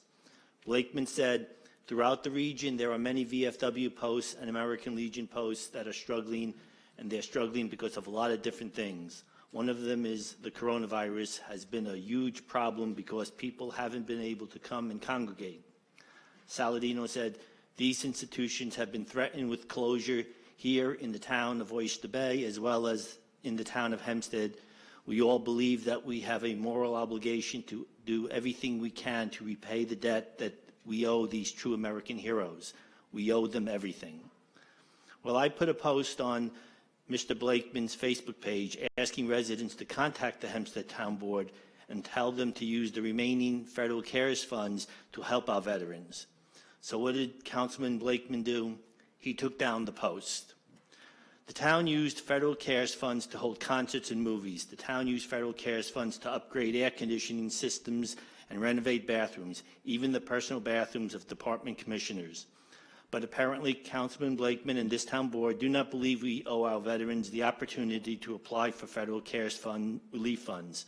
If they did, they would have passed a resolution allocating funds at the last town board meeting. Federal CARES funds were given to the town for one purpose and one purpose only, and that was to deal with the devastating effects of the coronavirus. The town has at least $32 million of unspent federal CARES funds, according to the town comptroller, but so far this town board refuses to use these funds to help veteran organizations affected by COVID-19 pandemic. I ask that the board, after this meeting, to change course and contact these veteran groups and invite them to apply for the town's unspent Federal CARES Act funds. Also, I received this in the mail. It's the toy drive. It's for 3 hours on December 11th. This mailing from history, I've foiled records, probably cost the town $50,000. We could have bought a lot of toys and probably got a discount price buying in volume and given a lot more toys very efficiently as opposed to putting out a mailing where Don Clavin's name is presented on it. If we really cared about this, we would use the money efficiently. We could buy $50,000, $60,000 worth of toys. We give up another mailing, $120,000 worth of toys, and give it to the kids who need it. Also, who do I contact to get the status of my ethics complaint? Because I haven't not received a response from Mr. Nocella or Mr. Leventhal. The proper contact person, Mr. Procacci, is Steve Leventhal. If you like, I will place a phone call to him and tell him that you requested a response. Thank you so much. Thanks, Mr. Kachi. Look forward to seeing you at the toy drive. Next, I have Stephen Edmondson.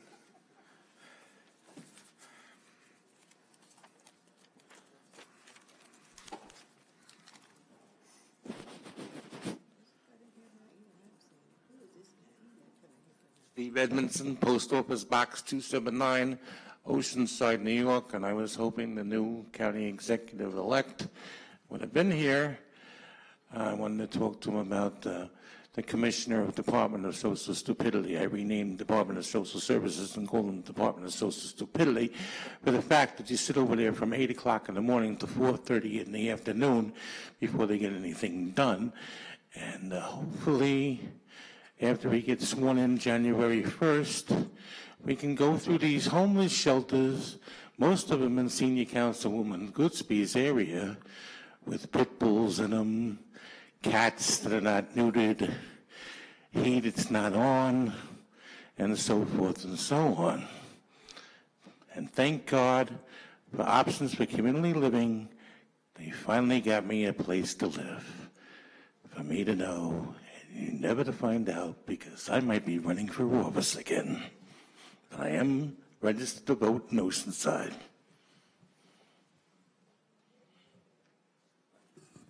Okay, thank you very much. Next, I have John Defense.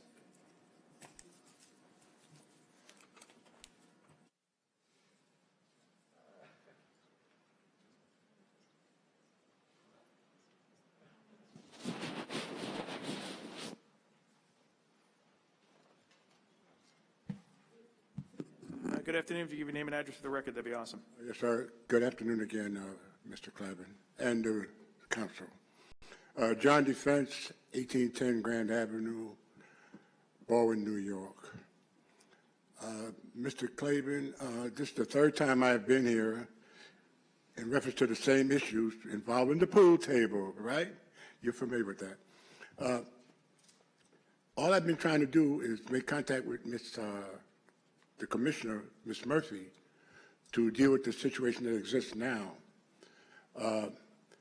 Just like the first time that I attempted to do this senior citizen raffle event, I ran into problems, and I was denied the opportunity to do it my way.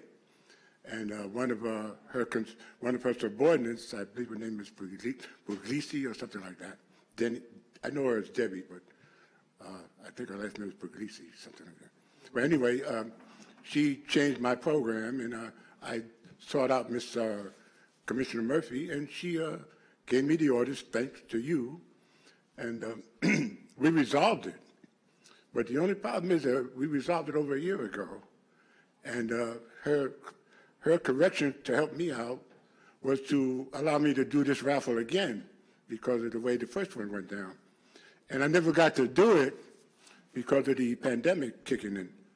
And with different things in life and whatnot, as a senior citizen myself, I finally got around to trying to do this event again. And now I run into another thing where one of the employees at the center made some kind of phone call to say I was utilizing the utility room to store my personal belongings, which was not true. Putting items in there, yes, but it dealt with the program that I was trying to put together. But I think everybody's misconstrued that to believe that I'm doing it to store my personal belongings, and that's not true. So right now they had me take it all out. I start to contact you to ask for a stay while we straighten this out because there was a lot of items. And one of the suggestions to me was put it in the studio apartment that I have. And my problem was it's a lot of boxes, like 20, 30 boxes, maybe more, miscellaneous items. And I live on the second floor, and I'm a senior citizen by myself. And if they tell me if I didn't get it out of the utility room, they were going to destroy it. And that's why I'm here. So I'm hoping to get another audience with Ms. Murphy, because I think she knows the story from the beginning. So if you can help me out on that, I appreciate it. Well, I can tell you, and thanks. It's always good to see you. I know that Deputy Commissioner Master Marino's here. Wave your hand. My understanding is the stuff you were storing in a utility room, is that a senior housing or is that a senior center? Anthony or Andrew, do you know? Senior center. Okay, I think everybody, we can't store our personal belongings in the closets of the facilities. Somebody made me aware of it. If you can't fit it in the studio, and I'm sorry to hear that, and perhaps you could find a storage facility. As it comes to the pool table, Andrew, maybe you'll talk to him in the back if he wants to donate a pool table, and we'll send a couple of guys over and I'll give them a helping hand. We'll have Joe and the guys go over there and we'll move the pool table and just won't cut the legs off it. We'll bring it in there and we'll store them properly and we'll take care of it. The pool table's already there. So Oh, okay. So the pool table's there. So it's good. So you want to talk to him? Not much we can do about the storage of the shed stuff. Mr. Clavin, I just got to make one comment because Ms. Murphy would be more understanding of what we're talking about. No, that's okay. I know Andrew for 20 years. He's a great deputy. He's I'm not questioning him. I'm saying that I'm not storing items. Matter of fact, I hadn't even been in there 24 hours. If they're not town items and they're being kept in a closet, I'm going to call it storing items. So, but like I said, you could talk to the deputy commissioner. I know they gave you a couple of days to move it out, but that if one person temporarily puts items in it, then everyone's going to think they're entitled to do it. And I know he's trying to do the best he can, being fair to everybody. Right, Andrew? we offered to settle something in the spring, maybe have a bazaar outside, but I just can't have the storage of personal items in our facility. We have 14 seniors. Yeah, no, I get it. Maybe you could talk to him in the back and explain to him again, all right? Mr. Clavin, I'd rather talk with Ms. Murphy because she knows all the particulars. Ms. Murphy's not here, but he's a deputy, and he's a really good deputy. He's a solid guy, so you got to hear the whole story. That's my problem. That's okay. He can bring it back to Ms. Murphy. Next, I have Lawrence Eisenstein? Huh? That was not Italianos. Claudia Barecki?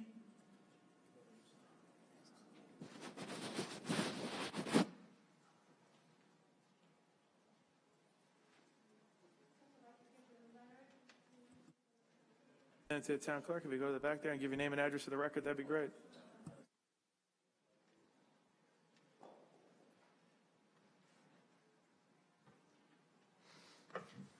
Okay, I'm Claudia Barecki, co-director of Allied Clean Air, Water, and Soil, also known as CAWS, C-A-W-S. Who's the other co-director of that? He was here earlier. Who's that? Dave Denenberg. Is that the former legislator? From Merrick? Yes. Oh, okay. I've been advocating for the establishment of a public authority to take over New York American Water's Long Island operations for over a decade. To that end, our state representatives passed legislation last June that established water authorities for both the North Shore and the town of Hempstead. We then pushed our new governor to sign the two bills, which he did on November 3. The new South Nassau Water Authority is to be governed by a board of directors consisting of 5 members, 3 members appointed by the town of Hempstead and 2 members appointed by the Nassau County Legislature. The board shall receive no compensation for their services. Last time the town of Hempstead reestablished a water authority, it did go through a screening process. It took you 9 months to select the commissioners back then. The state this time made sure that the governing bodies would not be allowed to procrastinate. The South Nassau Water Authority will go into effect on February 1. We're here today to urge the town to take immediate steps to appoint knowledgeable, capable, independent commissioners with varied financial, municipal, environmental, civic, and legal experience to the authority so that the South Nassau Water Authority is fully established for a February 1, 2022, as ordered by the state.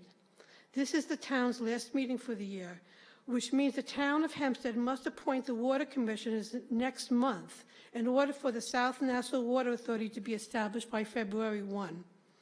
And I'm sure you're aware, Liberty Utilities signed a joint proposal to purchase New York American Water's stock. CAUSE opposed such sale mainly because we believe the purchase price to be inflated, and we expect Liberty Utilities to want to make a profit on their investment in the short term when they sell it to the new authority. But as part of the settlement negotiations, CAUSE made sure that the Public Service Commission require Liberty or New York American Water to negotiate in good faith with the new South Nassau Water Authority to acquire its Hempstead operations. This was included with the hope that an agreement will be reached without having to go through eminent domain process. A specific time frame for municipalization is included in that sales agreement, so it is imperative that the town act expeditiously in appointing commissioners to the South Nassau Water Authority. What I sent to you up there was a email that I had emailed every member earlier this month, and that's the paper copy of our letter. Okay. Supervisor, just a quick response. The town has acted with alacrity on this issue. We have not been dilatory in the least. We've retained outside counsel to review the statute, the enabling legislation from the state of New York, and to advise us. They're doing precisely that. And we are right now vetting the potential nominees to the South Shore Water Authority. So there has been no delay, no dilatory action on the part of the town. Quite the contrary, we've acted with all due speed. Thank you. I appreciate that, and I'm happy to hear that you're vetting new commissioners to it, but I haven't seen a public notice to invite the public to interview for the commissioner position. That would be a big interview. I don't think that would take place that way. The other thing, we actually have also spoken to the governor's office because we were a little offended here in the town of Hempstead that when the previous governor, who left to disgrace, had the legislation presented to him, there was funding for the smallest portion of it, of over $1 million, while the town of Hempstead, which amasses the largest portion of it, I think Councilwoman Goosby's district has the biggest portion of it, there was actually $0 of funding in it. So actually, we took the time, because our legislators didn't, to reach out to the governor's office, and we're hoping that they'll actually treat the residents in the town of Hempstead equally, if not better, considering they gave $1 million to North Shore communities, and curiously, $0 to the South Shore. I'm sure you're just as offended by that. I'm sure you've been very outspoken about it, but I'm sure we can count on you for your support on getting some funding for it. We are always blessed. Thank you so much. Next, we are going to call up Ms. Meriday. Thank you so. You don't have to stop. You should ask for $50 million. Next, we're going to call up Ms. Meriday.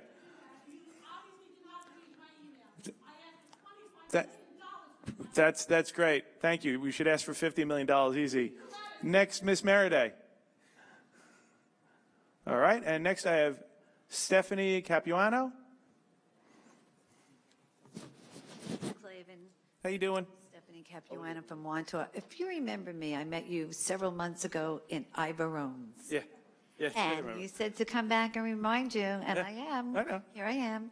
And I'm a big animal rescuer, and I like to prevent cruelty and help the neighborhood and the community. And I'm just a neutral person. I'm not getting in the middle of anything here. But can you restore the TNR program the way it was pre-COVID? It was so great, and I'm at my wit's end right now. There's cats, there's kittens, there's people that call all the time, and I can't get anything done. And it was such a great program. It was great. And I'm not going to go into the $5 million that they get, because that is a lot of money. But if they don't want the rescuers there, because I don't think that we caused any problems just TNRing, if they don't, that was a great program pre-COVID.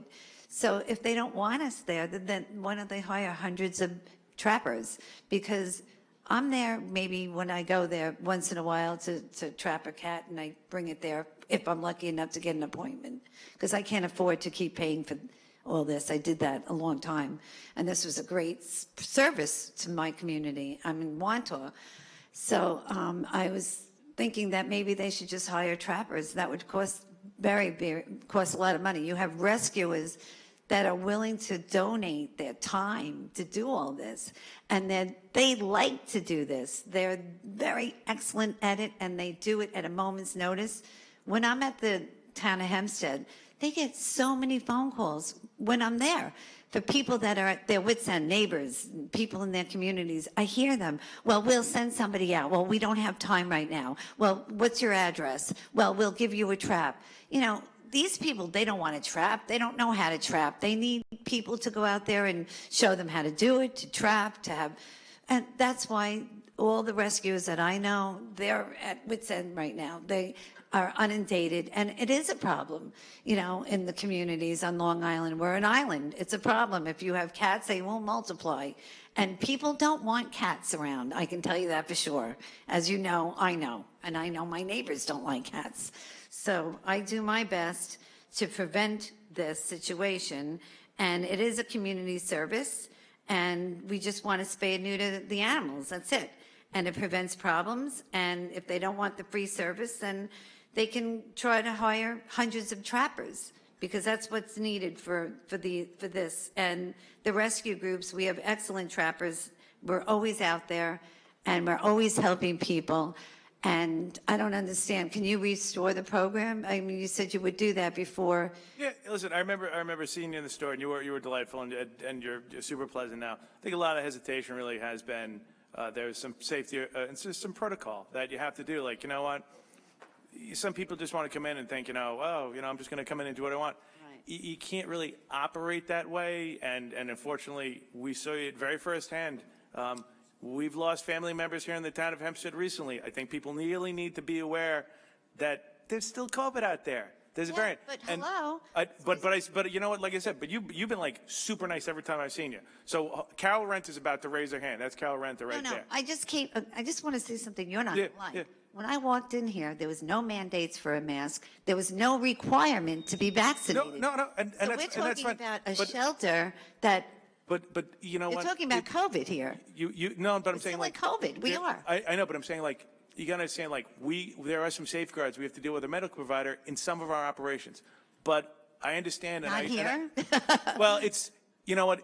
It's not the same as that building. Okay. Let's be honest. Okay, so but that's Carol's going to take your name and number because, like I said, I'd like to, you know what, get it back to an operational well. I think there does need to be some level of oversight and management a little bit more because what I found We're on the right direction. Yeah, but I know that, but I go down there and like one day you'd have like tons of volunteers and another day you'd have none. And I do think that if people want to volunteer, you have to have a systematic way of making it done. But Carol's going to take your name and number, and I'm going to follow up there because you were very nice. You stopped me at the store. We want you to restore the program. That's all, the TNR program. Yeah. Well, it is functioning. They are still doing them, and I know you're saying pre-pandemic way. I still have a couple of seconds before you. It buzzed. But let me just ask you something. When I go to trap a cat, they give me 1 day a week. I can't just get the cat if it's raining. I understand. Then I lose my. I'm going to follow up with you personally. It was so easy to go before when we were allowed to just do it. We had within the time frame that they allowed us. They gave us. I got you, and that's why I'm going to call you personally and talk to you, and you because you stopped me. So Carol's going to take your number right now, and I'm going to give you a buzz. No, and like I said, I made the commitment to you because you did stop me and you were really nice at Ivoroni Brothers, all right? So I'll follow up there. I promise you on this one. Thank you very much. No problem at all. Thank you. It's nice dealing with nice people. So I don't have any of the slips from the public wish to be heard. If not, is there like to be heard? Come on, walk up there to the mic, and then you can go right after she can. Just give your name and address.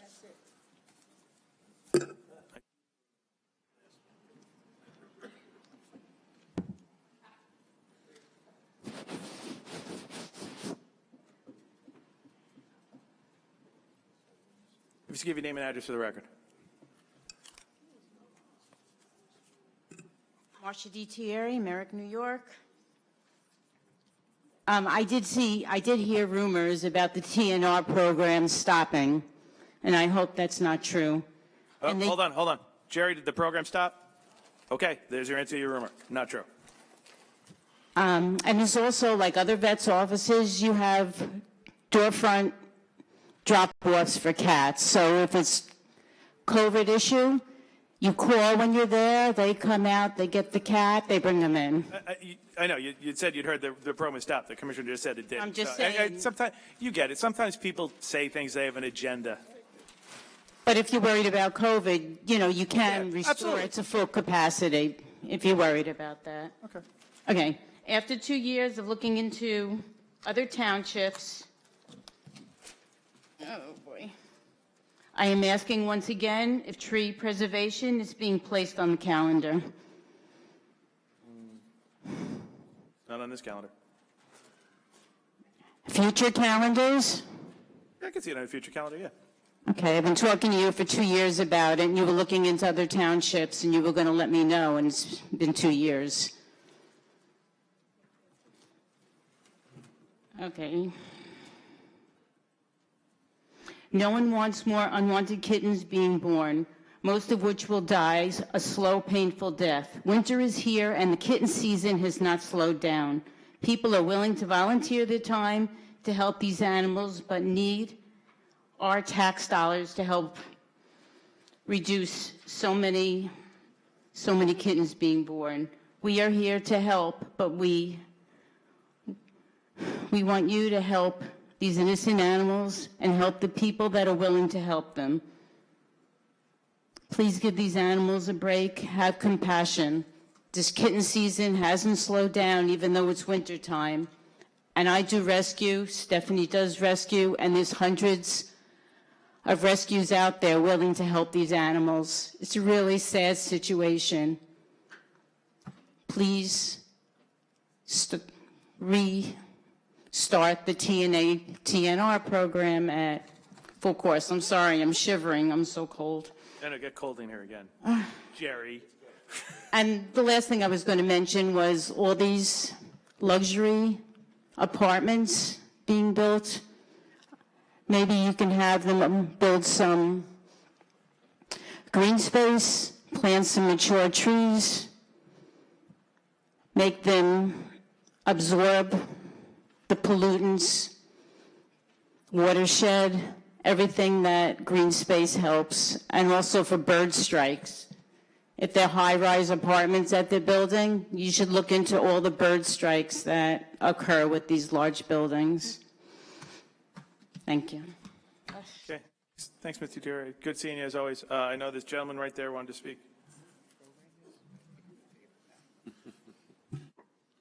Just give your name and address for the record. Thanks. Charles Giordano, 217 Jackson Street, Oceanside, New York. I wanted to ask if Mr. D'Esposito or yourself could give us an update on the resident parking around South Nassau Community Hospital, now Mount Sinai. Sure. We're in the process of, I believe, another set of letters went out over the last, right, Matt, within the last week. So there's 602 houses in the special parking district. Only 32% of them have responded. So we went out with another letter to try to get the response of more homes, because obviously when we implement the resident-only parking with only 32% response, it's going to create an issue. We've also had multiple meetings. Myself, Supervisor Clavin, and Town Clerk Murray have had meetings with the 4th Precinct, as well as Commissioner Martelli from Public Safety, so that we are ready to implement this as soon as we're hoping in January. We're hoping with this next set of letters that were sent out that we should get a better response. I know the clerk's office has ordered the stickers, and we should get them in any day. And as soon as we get the responses and we get the stickers in, we'll be ready to implement. Well, Matt, as you know, the mail's pretty bad. We actually hand-delivered.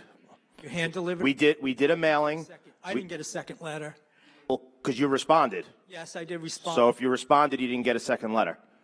We were trying to save the trees. What can me, as a concerned citizen, do to help you get these responses back? I guess speak to your neighbors, and everyone within the special parking district, which the area of it, everyone has received a letter. The first by mail, and now following up with those not responding. I mean, we have a giant map upstairs, color coordinated, of people who have responded and not responded. So it's not that we're just putting this aside and hoping for the best.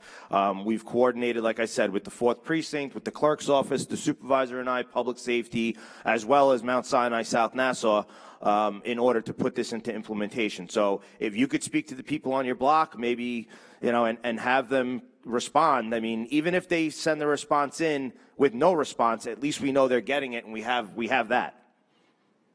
Well, I don't know when you expanded to 602 homes.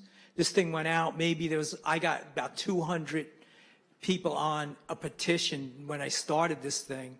So I don't know how it got to 602. But we didn't create the zone, the state did. I don't think the 60% people understand what you're asking them.